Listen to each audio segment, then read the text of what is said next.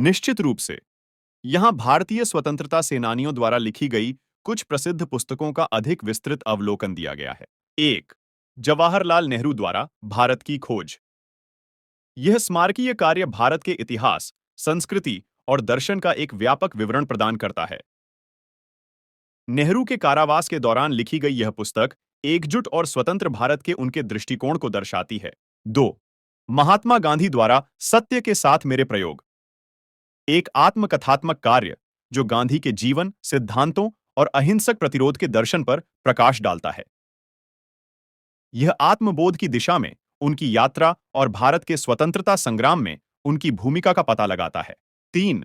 सुभाष चंद्र बोस द्वारा एक आत्मकथा। सुभाष चंद्र बोस की आत्मकथा उनके जीवन, राजनीतिक विचारधाराओं और भारत को ब्रिटिश शासन से मुक्त कराने के उनके प्रयासों के बारे में जानकारी प्रदान करती है। इस कार्य में बोस के करिश्माई नेतृत्व और भारतीय राष्ट्रीय सेना में उनके योगदान पर प्रकाश डाला गया है। 4. जवाहरलाल नेहरू द्वारा लिखित विश्व इतिहास की झलक।